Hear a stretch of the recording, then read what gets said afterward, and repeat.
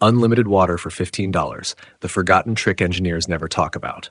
There is no pipe running through this land, no well hidden beneath the soil, no clouds gathering in the sky. It hasn't rained in days. And yet, right in front of you, water is dripping, slow, steady, relentless.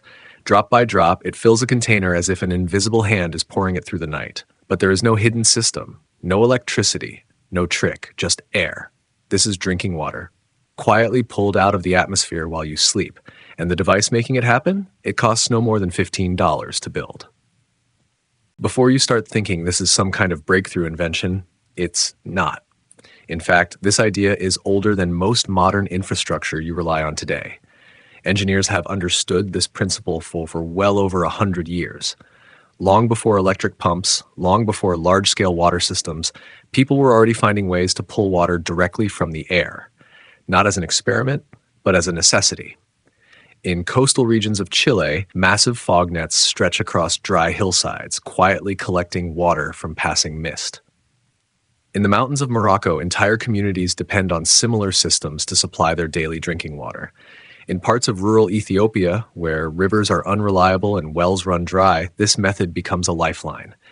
These aren't high-tech installations. They don't require power grids, expensive machinery, or ongoing maintenance. They rely on something far more reliable: physics. So why does something this practical feel so unfamiliar? The answer is surprisingly simple and a little frustrating. It works too well and costs too little. There's no subscription model, no complex system to sell, no dependency to create. You don't need a company. You don't need permission. You don't even need much money. And in a world where most solutions are packaged, branded, and sold back to you, something that removes all of that tends to disappear quietly into the background. Over time, as indoor plumbing became widespread and water started flowing effortlessly from taps, the need to understand where it came from faded. Convenience replaced awareness. Infrastructure replaced ingenuity. And so this knowledge, simple, effective, and powerful, was slowly pushed aside. Not because it stopped working, but because people stopped needing to think about it. What makes this even more interesting is that once you see it, you realize it was never hidden. It's been right in front of you the entire time, repeating itself every single day through small, ordinary moments you've probably ignored. This isn't about rediscovering something lost. It's about finally noticing something that never left. Here's the strange part. You already understand this system, not academically, not technically, but instinctively, because you've seen it happen your entire life. You just never stop to connect the dots. Think about a cold glass of water on a hot day. Within minutes, droplets begin forming on the outside. At first, they're tiny, almost invisible. Then they grow, merge, and slowly slide down the surface. Most people assume that water is leaking from inside the glass, but it's not. That water is coming from the air. Or picture early morning grass just before sunrise. Every blade is covered in dew, thousands of tiny droplets shimmering in the first light. No rain fell overnight, no sprinkler system was running, and yet the ground is wet. Or take something even more subtle, a spider web. Delicate strands stretch between branches, catching the faintest traces of moisture in the air. By morning, each thread is lined with perfect beads of water, evenly spaced like a string of glass pearls. That spider didn't build a web to collect water. But what it created accidentally is remarkably similar to what engineers now try to replicate, with machines that cost thousands of dollars, using compressors, fans, and energy. And still they are just imitating what nature does effortlessly. All around you, the air is carrying water, invisible, weightless, constant. At any given moment, the atmosphere holds an enormous amount of moisture, far more than most people ever imagine. You don't see it, but it's there, suspended in the space you move through every day, waiting. Not for a machine, not for a complex system, just for the right surface. A surface cool enough, a structure positioned correctly, a place where that invisible vapor can finally let go and become something tangible. Once you begin to notice this, your perspective shifts. You stop seeing those droplets as random occurrences. You start recognizing a pattern, a system, one that has been running quietly in the background of your life the entire time, without noise, without cost, and without attention. And the moment you truly see it, you realize this isn't something new you have to learn. It's something familiar you finally understand. Now let's move past observation and understand exactly why this works. Because once you understand the mechanism, everything becomes predictable and scalable. At any moment, the air around you contains water vapor, not as droplets, but as individual molecules suspended invisibly. Warm air can hold more of this vapor. Cooler air can hold less. This is where everything begins.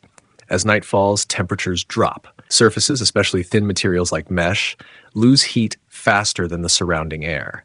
They become cooler than the environment around them. Eventually, a critical threshold is reached. This threshold is called the dew point. It's the exact temperature at which air becomes full, meaning it can no longer hold all its water vapor. When this happens, the excess moisture has no choice but to leave the air, and when it leaves, it turns into liquid. Not randomly, but specifically on surfaces that are cold enough to trigger that transition. This is why condensation doesn't form everywhere at once. It forms where conditions are just right. Now here's where design matters. The mesh you build acts as a micro-capture surface. It has thousands of tiny contact points. It allows air to pass through, not around. It maximizes interaction between air and surface. When moist air flows through the mesh, it cools slightly upon contact. It hits the dew point locally. Water molecules begin to cluster. Droplets form on the fibers. At first, these droplets are microscopic, but as more vapor condenses, they grow. Nearby droplets merge together, mass increases, and then gravity takes over. The moment a droplet becomes heavy enough, it detaches and slides downward. This is why angle matters so much. Without gravity assisting flow, water would remain trapped and eventually evaporate again. So the entire system depends on three invisible forces working together. Temperature difference triggers condensation, surface interaction allows droplets to form, gravity ensures collection, no motors, no pumps, no energy input, just thermodynamics doing exactly what it has always done. And here's the deeper insight most people miss. You're not creating water. You're interrupting a cycle that normally goes unnoticed. Water is constantly evaporating, moving, and condensing in the atmosphere. Your device simply intercepts that cycle at the perfect moment, capturing what would otherwise remain invisible. That's why it works. Not because it's advanced, but because it aligns perfectly with how nature already operates. What if this idea didn't come from engineers at all? What if nature solved this problem millions of years ago, and we're just catching up? Because that's exactly what's happening. Across some of the driest regions on Earth, certain plants survive without relying on rain, rivers, or even groundwater. Instead, they pull water directly from the air, using structures that look surprisingly similar to the mesh you just built. Take desert plants, for example. Many of them have evolved microscopic surface textures on their leaves, tiny bumps, grooves, and fibers that are designed to interact with humid air. When cooler night temperatures arrive, these surfaces drop below the dew point, just like your mesh. Moisture begins to condense. But plants don't just stop there. They guide it. Through a combination of surface chemistry and structure, droplets are pulled along specific paths toward stems, toward roots, toward the exact places where water is needed most. This process is driven by something called capillary action. Instead of letting water sit randomly, plants use ultrafine channels to move it efficiently, even against gravity in some cases. The result? Every drop is captured. Every drop is used. Now look at your system again. The mesh acts like a leaf surface. The fibers act like microchannels. The tilt replaces biological transport. Gravity replaces internal flow. You are not inventing a new system. You are replicating a biological strategy. And nature doesn't waste energy. In fact, some plants take this even further. Certain species in coastal deserts rely almost entirely on fog. Their leaves are angled precisely to maximize airflow. Their surfaces are optimized to increase droplet formation. Some even have alternating hydrophilic, water-attracting, and hydrophobic, water-repelling regions to accelerate movement. In simple terms, one part grabs water, another part pushes it away. Together, they create motion. This is exactly what your angled mesh does on a larger scale. And this is the deeper truth behind the system. It works because it follows patterns that have already been refined by evolution. Not forced, not artificial, optimized. When you build this device, you're not just applying physics. You're stepping into a design language that nature has been using for millions of years. quietly, efficiently, and without waste. And once you see that, you stop thinking of this as a clever trick and start seeing it for what it really is, a simplified version of one of the oldest survival systems on Earth. Now, here's where the idea becomes almost unbelievable. After everything you've just learned, the physics, the biology, the hidden systems in nature, you might expect this to require specialized materials or complex engineering. It doesn't. In fact, the power of this system comes from how simple it is. To build your own atmospheric water collector, you only need a handful of basic components, items that are available in almost any hardware store, garden center, or even lying around your home. Start with the most important element, the mesh. This is the heart of the system. You want a material with a tight weave, something closer to a window screen than a wide net. The goal is to maximize surface contact with moving air while still allowing airflow to pass through. Every thread becomes a potential nukta, point, where condensation can begin. Next, you'll need a frame. Standard PVC pipes work perfectly. Lightweight, cheap, and easy to assemble. They provide just enough structure to hold the mesh in place. You're not building furniture here, just a stable surface that can stand against light wind. To secure everything, use zip ties. Simple, fast, and reliable. No need for screws or complicated fittings unless you want to upgrade later. At the bottom, you'll place a collection trough. A plastic gutter works perfectly. Its job is straightforward. Catch the droplets as they fall and guide them into a container. Finally, a few bricks or rocks will help you position the structure at the correct angle. That's it. No motors, no wiring, no hidden costs. Altogether, the total comes to around $10 to $15, depending on what you already have. But here's what makes this powerful. Each component serves a single, clear purpose. The mesh captures moisture, the frame supports structure, the angle enables flow, the trough collects output. Nothing is wasted. Nothing is extra. This is design at its most efficient, where every part directly contributes to the outcome. And once you realize how little it takes to build something that can literally pull water out of thin air, you begin to question how many other complex problems might actually have simple solutions hiding underneath them. Now it's time to move from understanding to action. Because everything you've learned so far only matters if you can actually build something that works. The good news? This is not precision engineering. It's practical construction. Start with your frame. Take your PVC pipes and form a simple rectangle, roughly 4 feet tall and 3 feet wide. The exact dimensions don't have to be perfect. What matters is stability. This frame only needs to hold its shape and remain upright against light wind. You can use connectors if you have them, or simply secure the corners tightly with zip ties. Either way works. Once your frame is ready, move to the most critical step, attaching the mesh. Lay the mesh over the frame and begin pulling it tight. And this part matters more than most people expect. If the mesh sags, even slightly, water will collect in those low points instead of flowing downward. That slows everything down and reduces how much you actually collect. So think of it like stretching a drum. You want tension, firm, even, consistent across the entire surface. Secure it with zip ties every few inches along all edges. The tighter and more evenly stretched it is, the more efficient your system becomes. Now comes the step that determines whether your setup works or fails. Positioning the angle. Do not lay the structure flat on the ground. That's the fastest way to lose everything you collect. Instead, tilt the frame between 15 degrees and 30 degrees, like you're leaning it gently against an invisible wall. This angle allows gravity to guide every droplet downward naturally. As water forms on the mesh, it will merge into larger droplets, gain weight, begin to slide. And when it reaches the bottom edge, it drips cleanly into your collection trough. Place your gutter or trough directly beneath that lower edge. Make sure it lines up well. Every drop matters. If you want, you can attach a small tube to guide water into a container. But even without that, you'll already see results. At this point, something important happens. What was once just an idea becomes a working system, not powered by technology, not dependent on infrastructure, but built with your own hands and aligned perfectly with the forces of nature. At this point, your system is built. But here's the truth most people don't realize. 2 setups can look almost identical and produce completely different results. Why? because small mistakes quietly destroy efficiency. And the worst part, you won't even notice until you wake up and find almost no water collected. Let's break down the most common errors that ruin performance. 1. Placing it flat.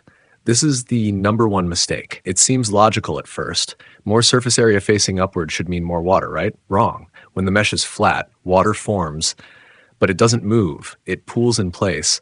And when the sun rises, that water simply evaporates back into the air. You lose everything. Without movement, there is no collection. That's why angle isn't optional. It's essential. 2. Loose or sagging mesh. Even a small amount of sag changes everything. Instead of droplets flowing downward, they get trapped, they merge slowly, they sit too long, and again, they evaporate. A tight surface ensures faster droplet formation, faster movement, higher yield. Think tension equals efficiency. 3. Ignoring wind direction. Airflow is not a detail, it's the engine of the system. If your setup is facing the wrong way, air flows around it, not through it. Less contact equals less condensation. You want the mesh to intercept moving air directly. Even a light breeze can dramatically increase output if you're aligned with it. 4. Placing it too low, air near the ground behaves differently. It tends to be warmer, drier, less active. By raising your system even 1 to 2 feet, you access cooler, more humid air. You improve condensation conditions. A small height adjustment can double your results. 5. Exposure to early sunlight. Morning sunlight is your silent enemy. Even if your system worked perfectly overnight, if the sun hits it early, temperature rises, droplets evaporate, collection drops to near zero. That's why placement in shade during early morning is critical. The hidden principle behind all these mistakes. Every one of these errors comes down to one thing: interrupting the process too early. Condensation needs time. Droplets need movement. Water needs protection until it's collected. If you rush or block any part of that chain, you lose output. This system is simple, but it's also precise in its own way. And once you eliminate these mistakes, you don't just build something that works, you build something that works consistently. At this stage, most people think the hard part is over. They've built the structure, they've avoided the obvious mistakes. But here's what separates a system that produces a few drops from one that produces litters: placement. Because this system doesn't generate water, it harvests opportunity, and opportunity depends entirely on environment. 1. Face the wind. Always air movement is everything. Still air contains moisture, but it doesn't interact efficiently with your mesh. You need airflow to continuously bring fresh, humid air into contact with your surface. If your structure is facing the wrong direction, air slides around it, contact is minimal, condensation drops dramatically. But when you face it directly into the wind, air is forced through the mesh, surface contact increases, condensation accelerates. A light breeze can outperform still air by several times, so don't guess. Step outside at dusk, feel the direction of the wind. That direction becomes your front. 2, for better air height changes conditions. Even raising your system by 1 to 3 feet reduces ground heat interference, accesses cooler air layers, increases humidity exposure. Near the ground, air is often warmer and drier, especially after a hot day. But slightly above that zone, conditions improve. This is a small adjustment with a large impact. 3. Avoid early sun exposure. This is one of the most overlooked factors. Your system works all night to collect water, but if the morning sun hits it too early, temperature rises rapidly, droplets evaporate, you lose a significant portion of your collection. Ideally, your setup should remain shaded during early morning, only receive sunlight after you've already collected the water. Timing matters just as much as location. 4. Target high humidity zones. Not all environments are equal. Some locations naturally produce more water: coastal areas, river valleys, fog-prone regions, areas with high nighttime humidity. Even within your own space, microclimates exist. Look for areas where dew forms more heavily, spots that feel cooler at night, zones with consistent airflow. These subtle differences can multiply your output. The deeper insight placement isn't about guessing. It's about reading the environment: wind, temperature, humidity, light. When you align your system with these factors, you're no longer forcing water to appear. You're simply standing in the exact place where nature is already doing the work. Now, let's slow everything down and watch what actually happens while you sleep, because The real power of this system is not in what you build, but in what happens when you're not there. Step 1. The temperature begins to fall.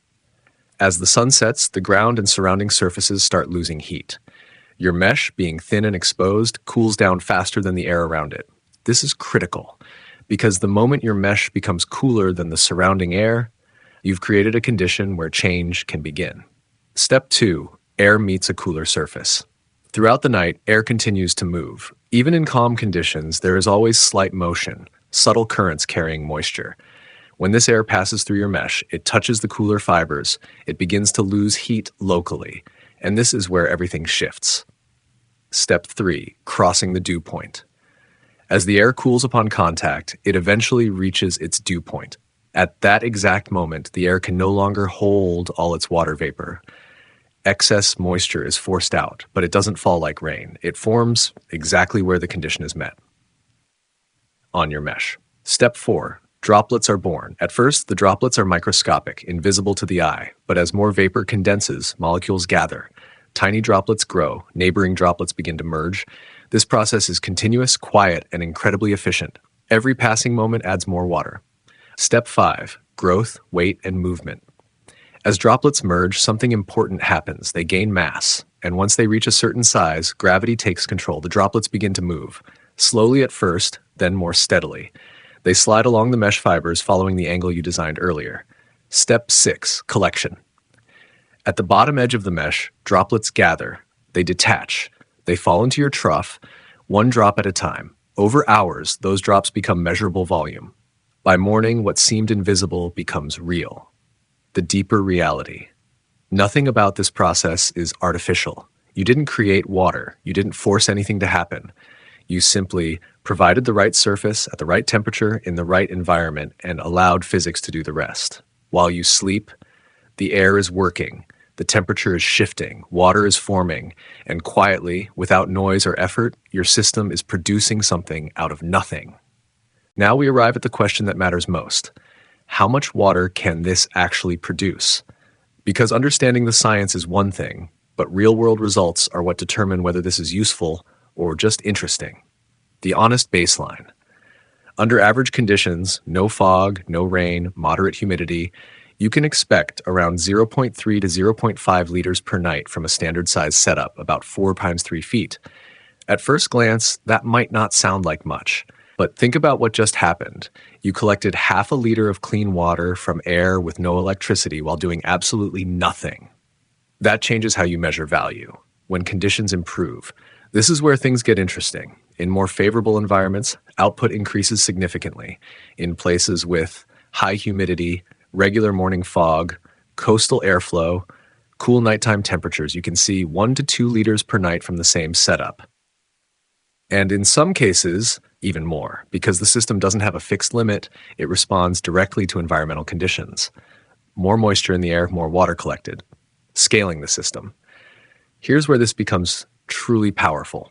If you double the surface area, you roughly double the output. A larger setup, say 10 times 10 feet, can produce multiple liters per night under the right conditions.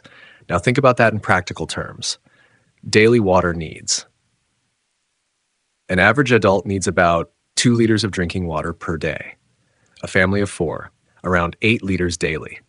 With proper scaling and placement, this system can begin to cover a meaningful portion or even all of that need. Not everywhere, not in every climate, but in the right conditions, it becomes a viable source. The key insight. Most people miss. This system is not about maximum output. It's about consistent, passive production. You're not relying on infrastructure, supply chains, electricity. You're tapping into a system that runs every single night. Reality check. Let's be clear, this is not infinite water. It is environment dependent. But what makes it powerful is this. Even in average conditions, it works. And when conditions align, it scales beyond what most people expect from something so simple. What you're really building is not just a device.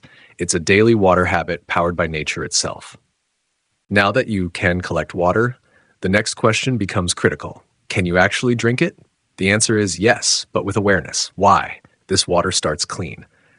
Atmospheric water has a unique advantage. Unlike river water or groundwater, it hasn't passed through soil, picked up sediment, absorbed agricultural runoff, flowed through old pipes. It begins as pure water vapor.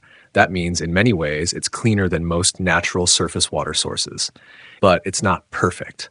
As water condenses on your mesh, it can pick up dust particles from the air, residue from the mesh material, air pollutants, especially in urban or industrial areas. So while the source is clean, the collection process introduces small risks. The simple solution, basic filtration. The good news? You don't need expensive equipment to make this water safe. A simple DIY filter can handle most concerns. All you need, cotton activated charcoal. Fine sand how it works. Layer them inside a bottle like this. Bottom layer, cotton to catch fine particles. Middle layer, activated charcoal, absorbs chemicals and odors. Above that, fine sand, filters remaining debris. Top layer, cotton, pre-filters incoming water. Pour your collected water through the top. Let gravity pull it down through each layer. What comes out is significantly cleaner. Extra safety, recommended. If you want to be absolutely certain, add one final step. Option 1, boiling. Bring water to a boil for a few minutes, kills bacteria and microorganisms. Option 2, disinfection. Add 1 drop of unscented household bleach per liter. Wait 30 minutes. Both methods ensure the water is safe to drink. The reality. Most people miss. In many cases, after proper filtration and treatment, this water can be as clean or even cleaner than tap water, depending on where you live. The deeper insight. What makes this powerful is not just that you can collect water, it's that you can control the entire process, from collection to filtration to final use. No hidden systems, no unknown contamination sources. You're not just harvesting water, you're creating a closed, understandable system you can trust. Long before modern engineering, before pipes, pumps, and treatment plants, humans were already solving the problem of water scarcity. And in some of the harshest environments on Earth, they turned to the sky, not for rain, but for something far more subtle. They learned how to harvest water from air. The Inca and the mountains high in the Andes, where rainfall can be unpredictable and terrain is unforgiving, the Inca civilization developed stone structures that did more than just stand. They interacted with the environment. These surfaces were positioned to face incoming fog. As moist air passed over the cool stone, condensation formed. Water collected, guided by gravity, and became usable. They weren't storing water, they were producing it. The Canary Islands and fog nets. For generations, communities in the Canary Islands have relied on fog as a water source. Large mesh nets are stretched across hillsides where ocean fog rolls inland. As the fog moves through the mesh, droplets form, merge drip into collection systems. The design is strikingly similar to what you're building, just larger, more permanent, more refined. Desert innovations. In some of the driest deserts, archaeologists have discovered ancient structures once believed to be wells. But newer research suggests something different. These weren't built to hold water, they were built to create it. Positioned in areas where nighttime cooling and air movement were optimal, these systems likely captured dew, quietly collecting water without relying on rainfall at all. What changed? So if this knowledge existed, why did it disappear? The answer isn't that it stopped working, it's that we stopped needing it. As modern infrastructure expanded, water became centralized, systems became automated, access became effortless. You turned a tap, and water appeared. And with that convenience, something important faded: awareness. The knowledge was never lost. It was simply unused, sitting quietly in history, waiting. The deeper insight. What you're building today is not new. It's a rediscovery, a return to a way of thinking where you observe your environment, you work with natural systems, you create solutions from simple principles. This isn't just about survival. It's about remembering that some of the most powerful technologies were never complicated to begin with. At first, this might seem like a clever experiment, a simple project, a useful trick, but when you step back and look deeper, this is about something much bigger than water. One, fragility of modern systems. Today, most people get water the same way. Turn a tap, it flows instantly, clean, pressurized, reliable. But behind that simplicity is a massive system: infrastructure, energy treatment facilities, distribution networks, and all of it is fragile. Power outages, droughts, system failures. When one part breaks, everything stops. This device removes that dependency. It doesn't replace the system, but it gives you something most people don't have, a backup that requires nothing external. 2. Independence in a dependent world. For just $15, you gain a level of independence that most people never consider. You are no longer fully reliant on government supply, utility companies, supply chains. You're producing water directly from your environment, quietly, independently. 3. Preparedness without complexity. Many survival solutions are complicated. Expensive gear, technical knowledge, ongoing maintenance. This is the opposite. No moving parts, no electronics, no expertise required, just understanding and execution. It's one of the few systems where simplicity increases reliability. 4. A shift in perspective, but the most important change isn't physical, it's mental. You begin to see your environment differently. Air is no longer empty, it becomes a resource. You stop asking, where do I get water? And start asking, where is water already present? That shift changes everything. 5. Hidden abundance. We often think in terms of scarcity, limited resources, limited access, but this system reveals something most people overlook. There is abundance hidden in plain sight. Water is constantly moving through the air around you, not locked away, not unreachable, just waiting for the right conditions. 6. The real value. The true value of this system is not measured in liters. It's measured in awareness, control, resilience. You're not just collecting water, you're reconnecting with a system that has always existed, without needing permission to use it. Final thought. In a world built on complex solutions, sometimes the most powerful advantage comes from understanding the simplest ones. At this point, it's no longer just about building a device. It's about what that device reveals. Because once you truly understand how this works, something shifts. 1. You stop seeing nothing. Most people look at the air and see emptiness, nothing to use, nothing to extract, nothing of value. But now you know that's not true. The air is full of water, massive amounts of it, moving constantly, silently, invisibly. What looked like nothing was actually something you just didn't know how to access. 2. You start seeing systems. The world stops looking random. Instead, you begin to notice patterns. Temperature changes triggering condensation, wind directing movement, surfaces shaping outcomes. What once felt like isolated events, dew on grass, droplets on glass, now connect into a larger system. And once you see the system, you can work with it. 3. You question complexity. This is where things get interesting. Because this simple setup forces a bigger question. How many problems we think are complex are actually simple at their core? We've been trained to expect expensive solutions, advanced technology, specialized knowledge. But here, with about $15, you're doing something that sounds almost impossible. Creating water from air. No machines, no power, no infrastructure. That challenges assumptions. 4. You regain control. When you rely entirely on systems you don't understand, you also give up control. But when you understand the underlying principles, you can recreate solutions, you can adapt them, you can scale them. You're no longer dependent, you're capable. 5. You see opportunity everywhere. This is the biggest shift of all. You begin to realize resources are not always missing. They are often just unrecognized. Water in the air, energy in temperature differences, solutions hidden in natural processes. Once your perspective changes, opportunities multiply. Final insight. This project is not just about survival. It's about awareness. The kind of awareness that makes you look at the same world everyone else sees and notice something they don't. You didn't just learn how to collect water. You learned how to see differently. And that changes everything.